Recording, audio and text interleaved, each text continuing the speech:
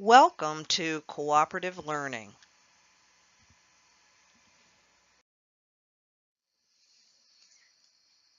The objectives for this video are the following: to recognize the attributes of cooperative learning as an accountability tool for student learning, to select a team grouping strategy in your classroom which promotes an effective learning environment, to design a team building activity that will get team members acquainted and working together, to identify the habits, behaviors, and expectations of an effectively functioning team, to describe an effective grading strategy for work submitted by team members, and to familiarize yourself with cooperative learning strategies to use in the classroom.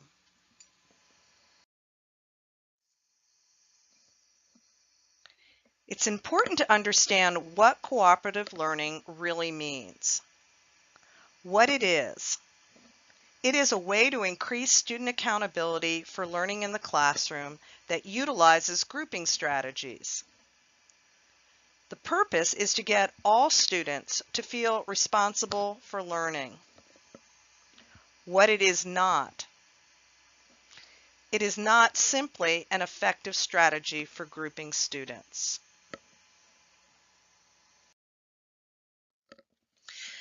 Spencer Kagen is considered to be one of the experts of cooperative learning.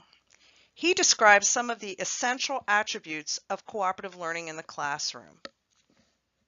The first one is positive interdependence. This means groups function as teams with a common goal. Tasks require cooperation. Next is individual accountability. Students receive individual roles, responsibilities, and grades within the group. The next one is equal participation. All students are engaged, and the high achiever doesn't do all of the work. Last is simultaneous interaction.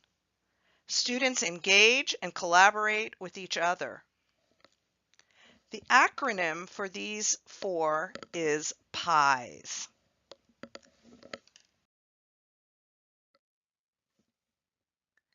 An important consideration in implementing your unit will be to set up students in effective teams.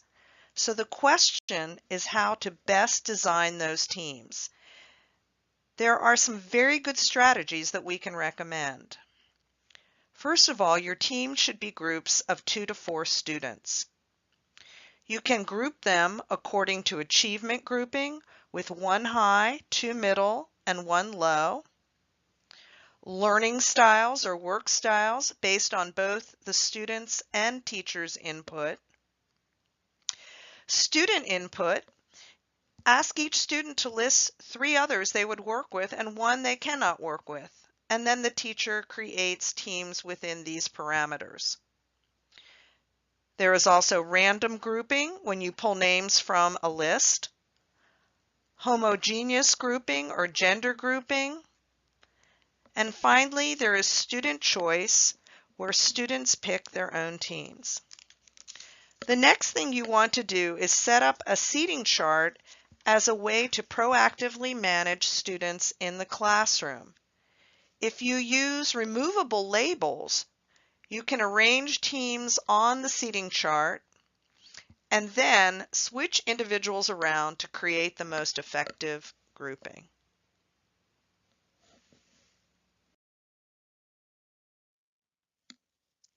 Next, let's discuss some of the individual attributes of cooperative learning.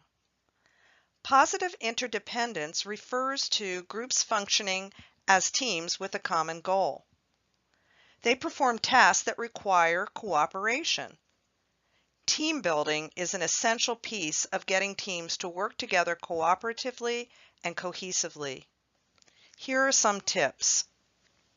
Allow students to create a team identity with a team name. Assign some cooperative exercises that require them to work together. An example would be to perform an in-class scavenger hunt or build a bridge or freestanding structure within a given time limit. Always refer to teams by name in the classroom. Post their data by team name. Create folders with different colors to distinguish one team from another.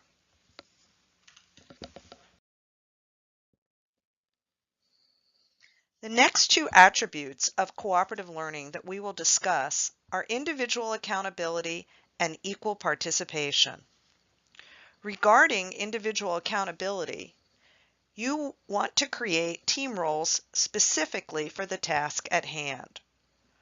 Roles within the team might include such things as team manager, recorder, materials monitor, taskmaster, and timekeeper.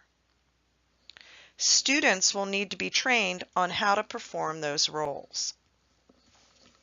Regarding equal participation, you want to emphasize that grades are based on individual student work even as they work in teams. The high achiever doesn't do all the work. All students are engaged. Each student submits his or her own copy in his or her own handwriting. To encourage collaboration, after working on a team task, you might allow some team time before individuals submit their own work. If the assignment requires that only one document be submitted, give each group several color markers, pens, or pencils, and ask students to write a key of who wrote in each color.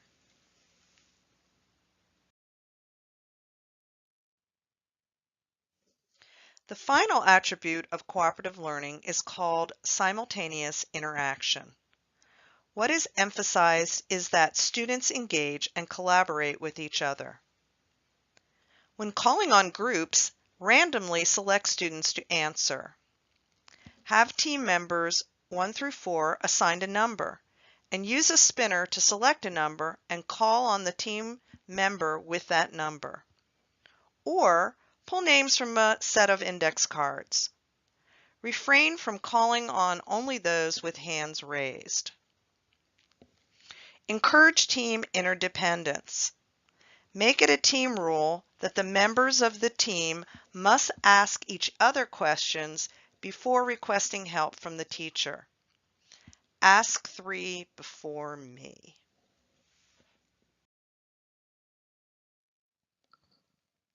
Finally, we should discuss some of the cooperative learning structures that Spencer Kagen has designed that incorporate pies and promote student interaction and accountability for learning. Here, we are highlighting 5 of them known as the Essential 5. The first is Rally Robin, where a pair of students takes turns responding to a question. Timed pair share is where within a given time frame, students pair up but individually answer a question and then share the responses with a partner. Round robin is where within a team rather than a pair, each student takes turns responding to a question. Rally coach allows for one student within a pair to solve a problem while the other student coaches. After a time period, they switch roles. And finally, stand up, hand up, pair up is where students quickly stand up, place a hand in the air, and find another student with a hand up to pair up with and share responses. These are just a few of Kagen's cooperative learning structures that you can employ in your classroom. For more information, I suggest you check kagenonline.com to find out more about other cooperative learning structures that can be utilized in the classroom.